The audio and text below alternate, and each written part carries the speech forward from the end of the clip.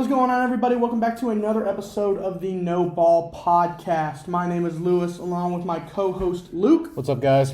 And today we are joined by a very special guest. This guy's first time on the show.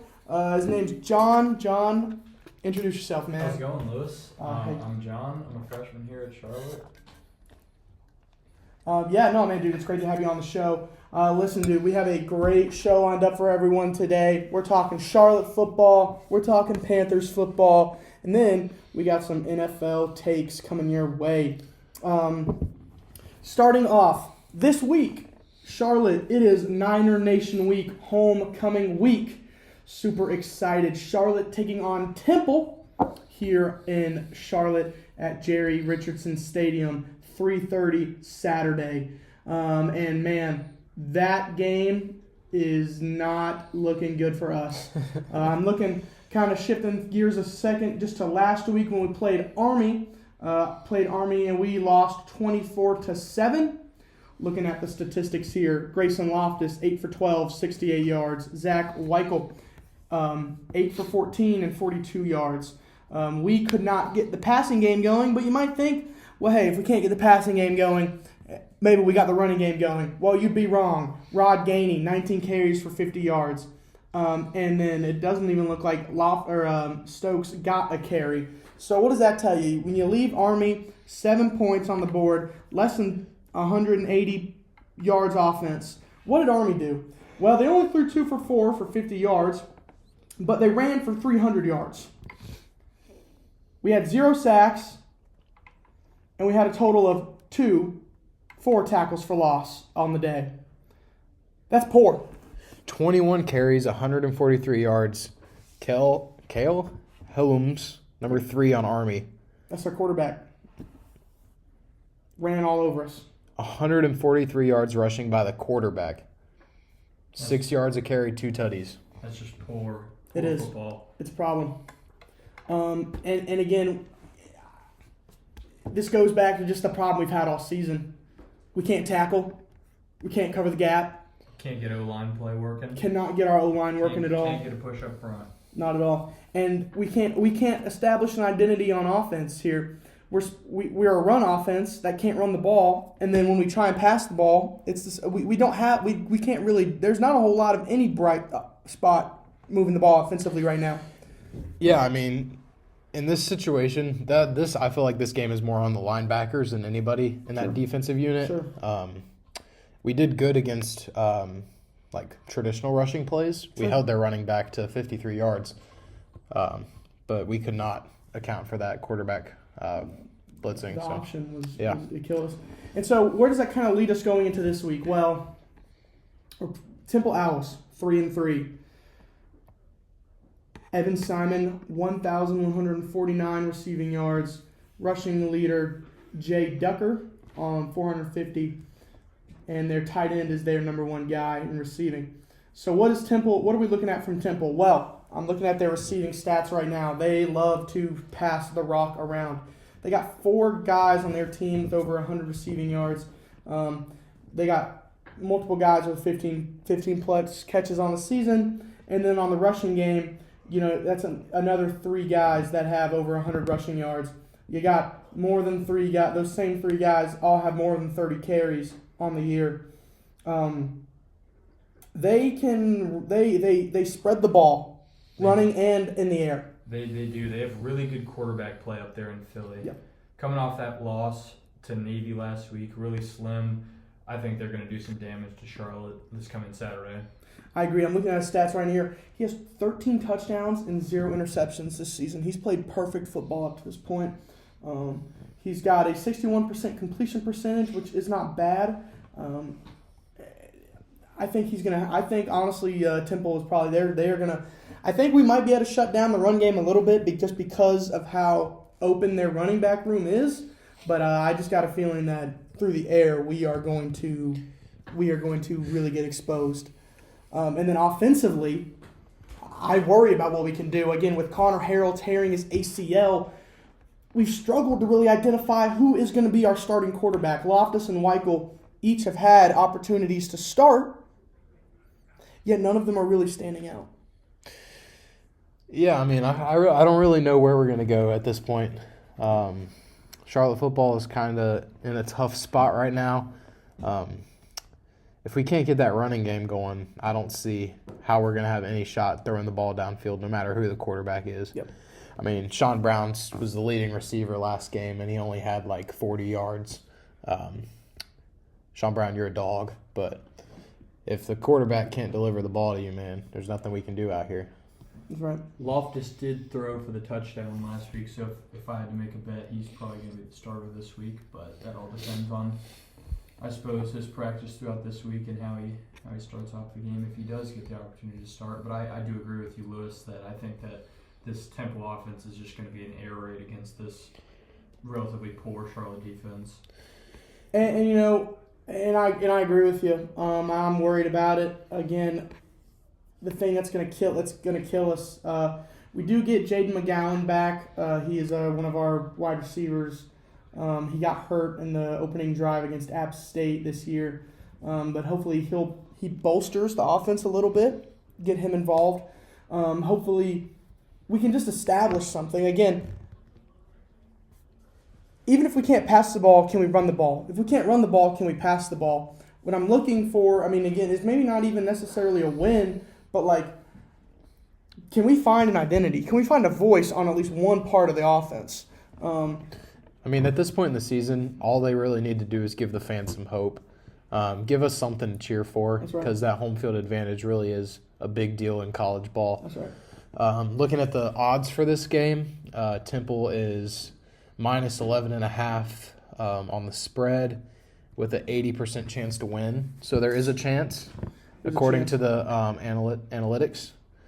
I don't like our chance. No, what do you I don't guys like think? it at all. And again, we are really in do or die time for Charlotte. We're 1-5. We have one loss to give up before, because you have to win 6 to be eligible for a bowl game, and you have to lose 6. You can lose at most 6. We've lost 5, and we still have Georgia on the schedule. So you have to play. You have to finish conference play perfect.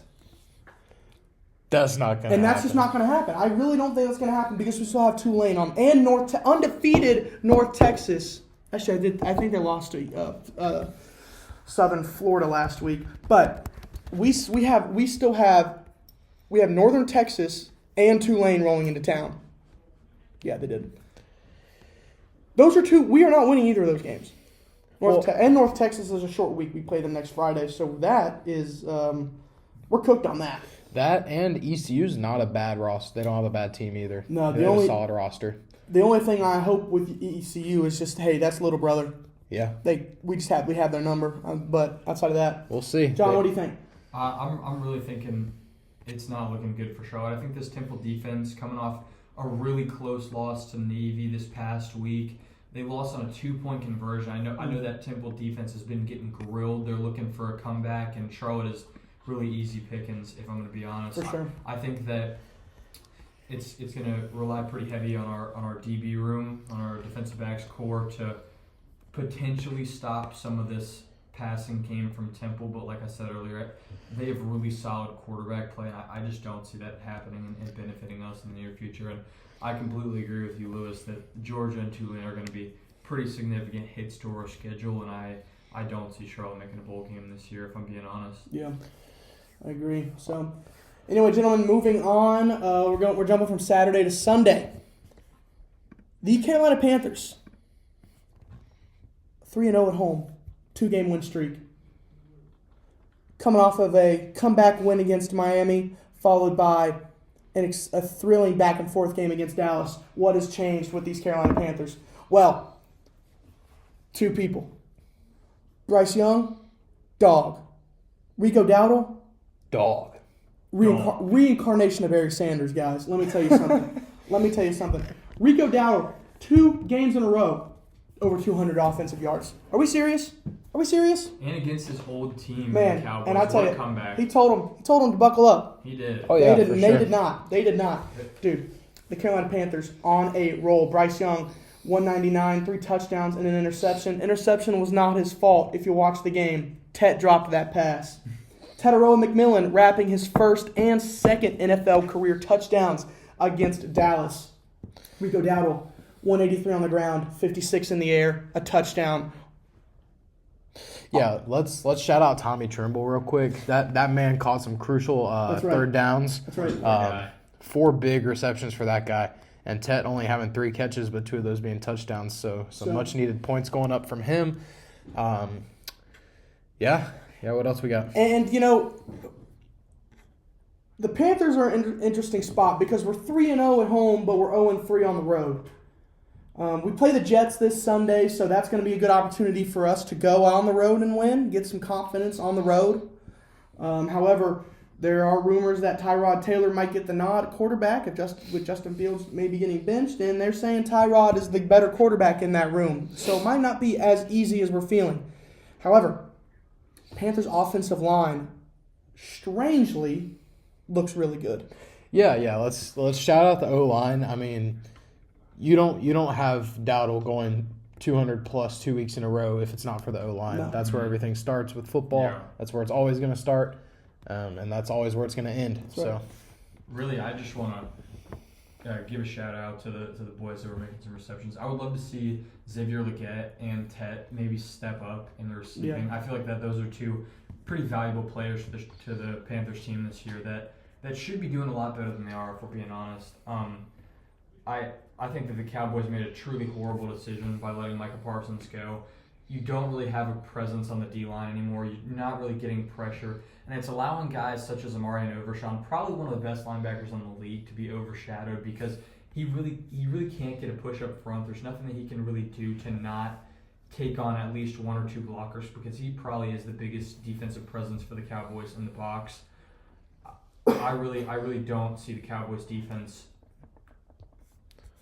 being any better without a really solid D lineman such as Micah Parsons. Yeah, I don't disagree with you. I mean, you saw it on Sunday, man. If you can't establish pressure on the Panthers, bit of a wake-up call. And it's sad. Dallas, defensively, they're so bad. Not to take away from anything. A couple, and again, with the Panthers, I agree they probably need to throw the ball to Tet a little more just because, to some extent, you don't have anything to lose. Force feed the man the ball, let him get his reps. And Legette, on paper, he should be getting the ball thrown more, but this season when he's been getting the ball, he just hasn't been impressive with it like you'd hope. I think of the play on Sunday, he caught the ball. It was second down. It was 2nd and 15. He caught the ball, and it would have been 3rd and where he would have gone down. It would have been 3rd and manageable, 3rd and 6, 3rd and 8, something like that. And we were across the 50-yard line. And then as Legette was getting tackled, he pitched it back to Rico on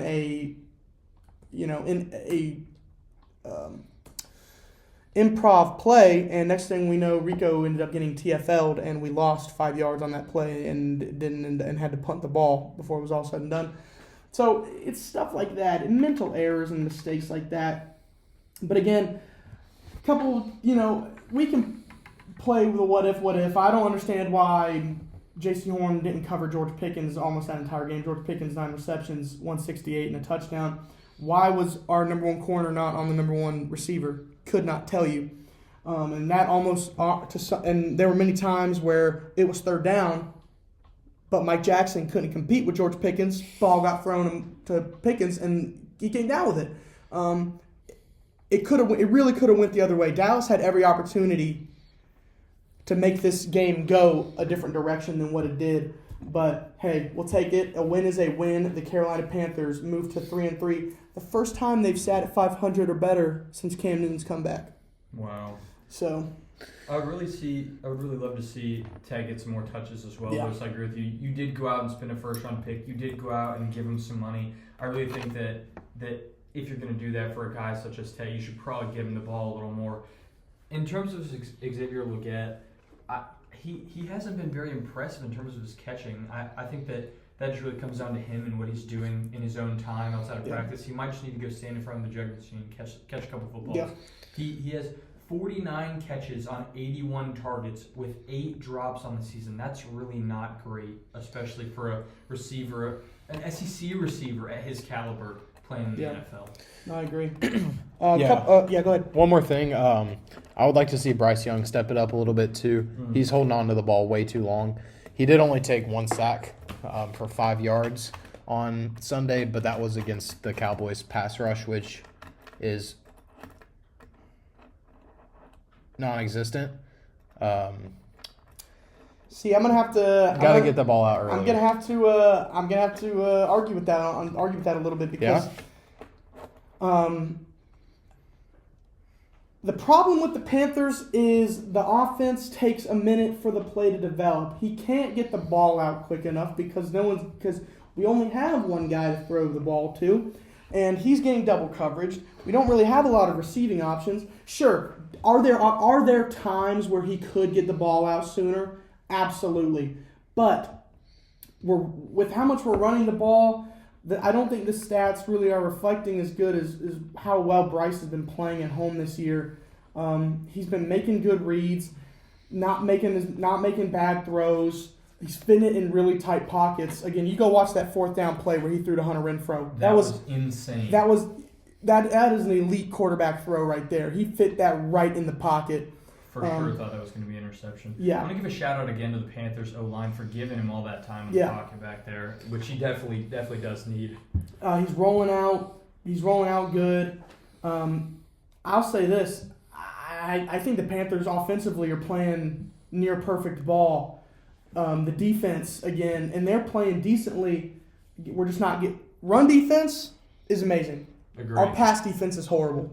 And that's what's killing us. I just think we need to figure out in the back end. We have backers making tackles. We have D-line getting a push up front. We're making zone tackles. We're making sweep tackles. That's not something that we're super worried about. But in the back end, we are getting relatively fried by those better receivers, such as George Pickens, for example. Well, it just comes down to a lack of weaker secondary. We got to see Lathan Ransom play some football on Sunday, finally. But Nick Scott, such a liability in the safety spot. Mike Jack, love the guy. Should not be covering their number one. But, hey, we're taking baby steps. We're winning games. We're 3-3. Hopefully soon to be 4-3. So Panthers are moving in the right direction. And we'll just kind of see how the season continues to trend. So, moving on. Bit of a change in topics. Wanted to bring this up, guys. Is the NBA is having their preseason right now. We were talking in the library the other day. The validity of the preseason, and this goes across the NFL, MLB, NHL, NBA. How important is the preseason? As a fan of sports, watching the preseason is not that fun. The starters come out for a little bit. They get a quarter, a drive, and then they're gone. And then we're watching scrubs play for the rest of the time. It's not enjoyable to watch after the starters come off. On the other hand, it's super valuable to the team to see how players can perform in game simulations and run their offense in stadiums or their defense. Yet, the preseason spends more money than it makes. Fans don't enjoy it. And a lot of coaches are recently putting a lot more emphasis on joint practices. So what is the point of the preseason? Should they still have it? Thoughts, gentlemen?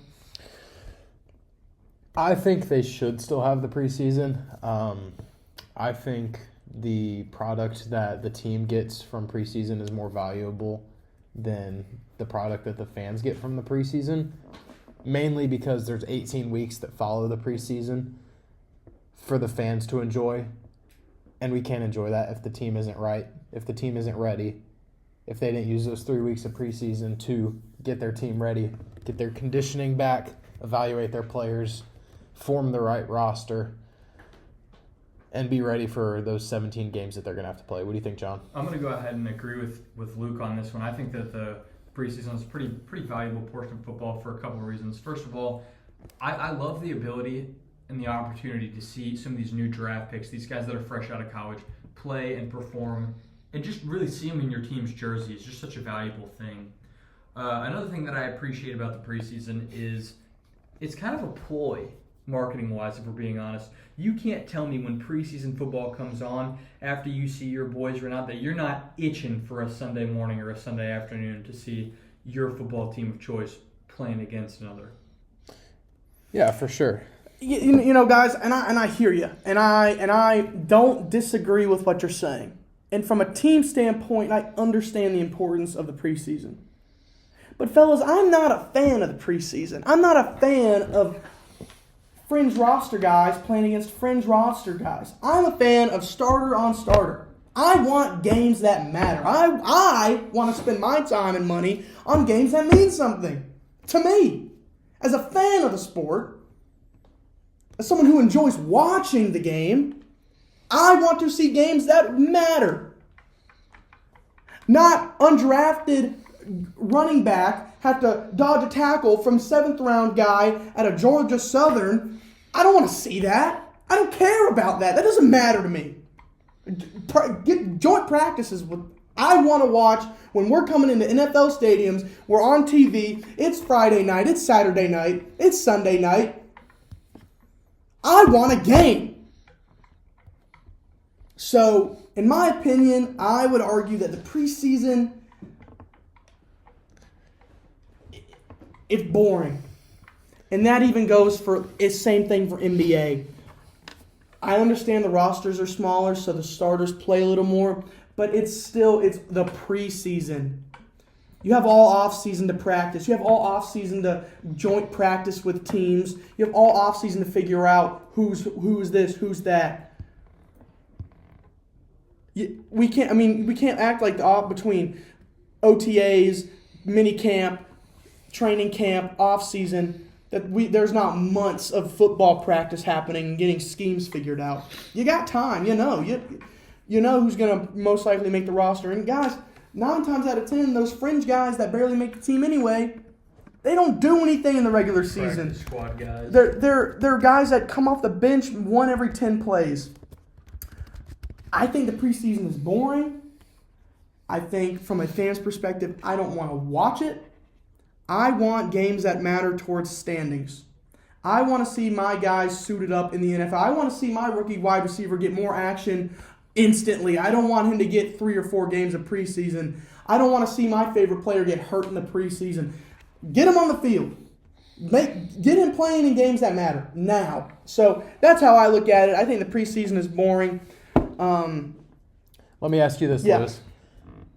If the NFL were to change their preseason format, what do you suggest the change should be?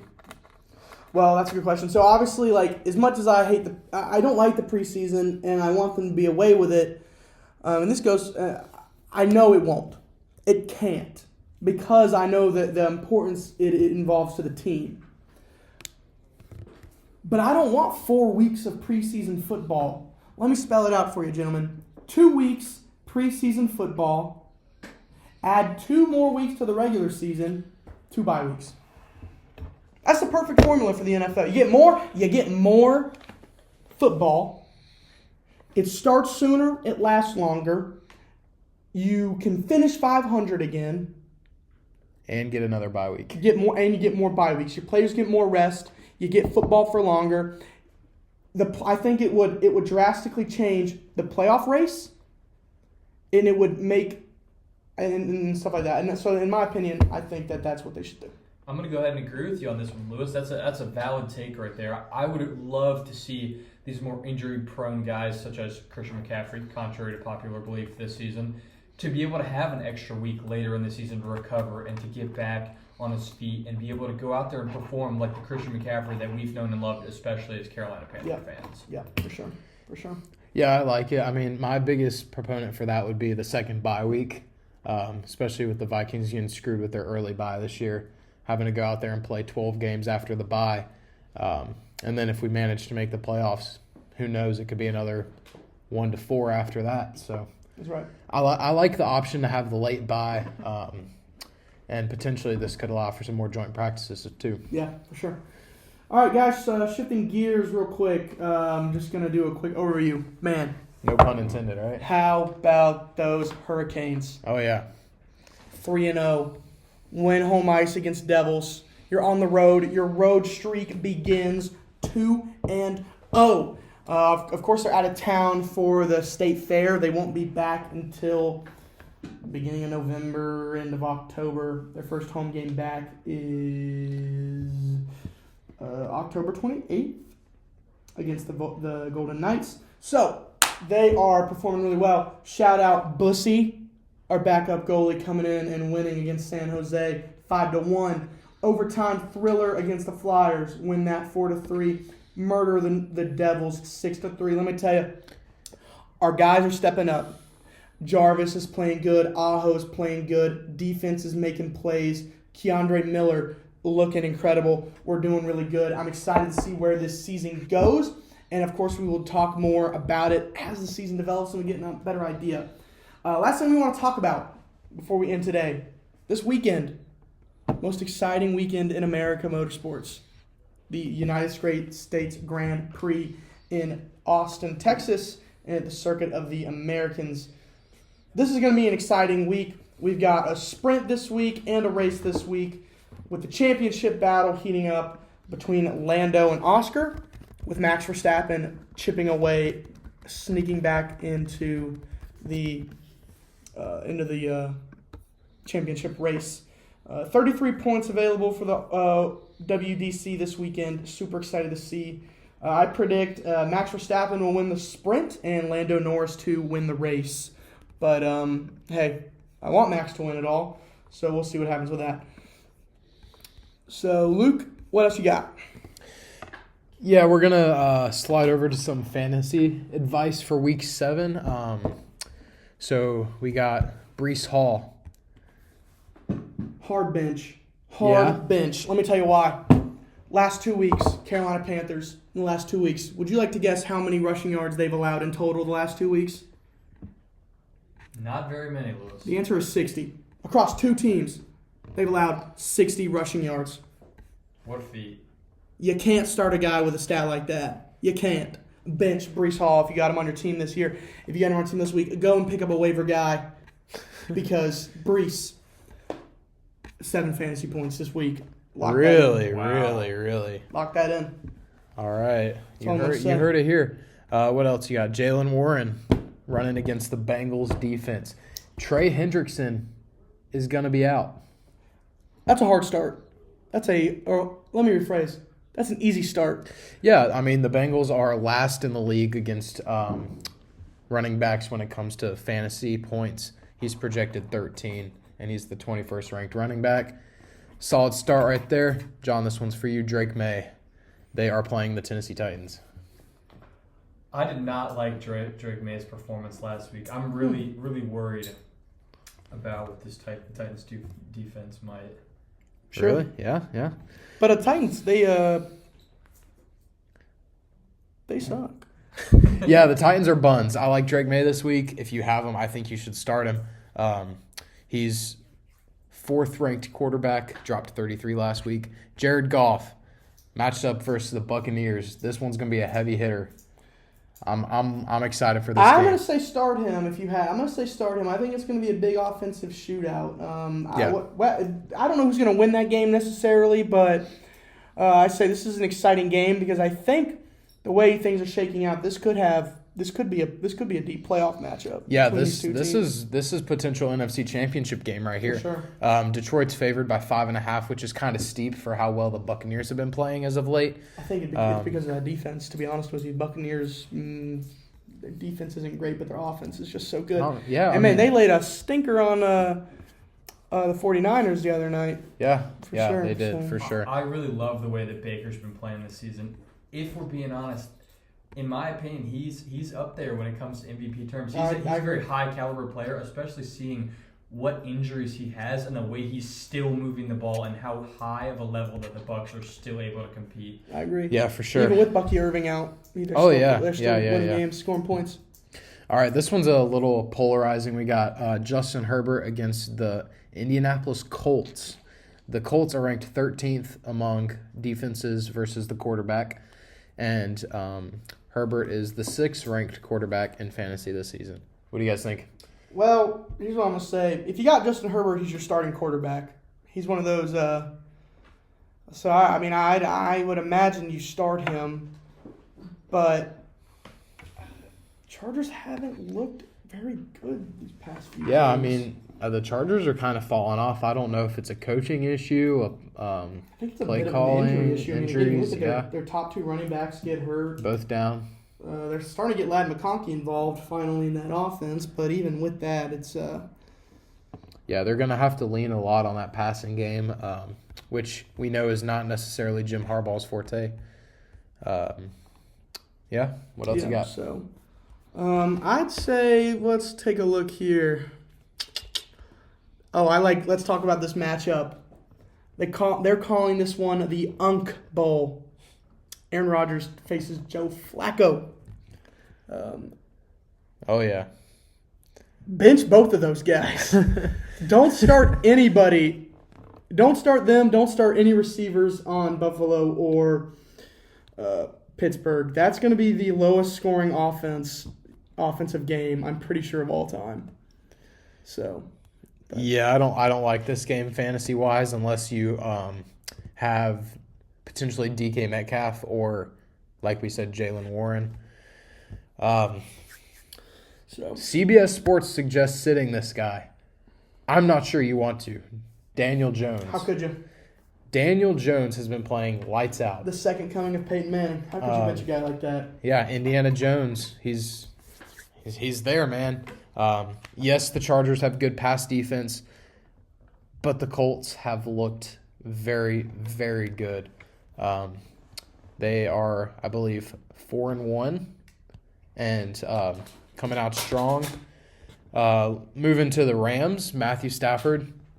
I'd probably bench. Well, I don't know. I don't Jacksonville's know. finding ways to win games, man. yeah, I think this probably will depend if Puka plays or not. If Yeah. Puka's still out, I would probably bench Stafford if you have a relatively solid backup on your team, or you can pick up somebody off waivers.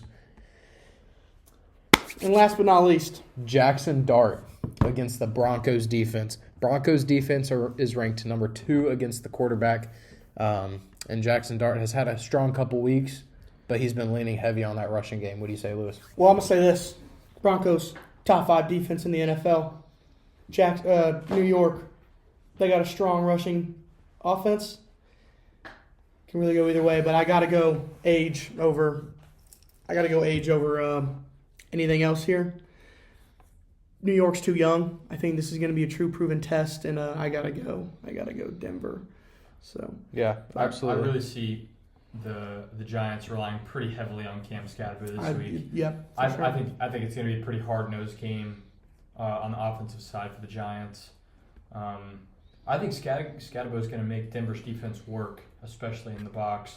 I'm excited to see what he's capable of against a higher caliber defense such as the Broncos. And again, I still think if you got Scatterbo, I still think you give him the nod because, I mean, he's still going to find ways to put it in the end zone. But as far as Jackson Dart goes, I don't think you put him in the I don't think you start him personally. Well, anyway, fellas, we're going to wrap it up there. John, thank you so much for coming on the show today. It was good.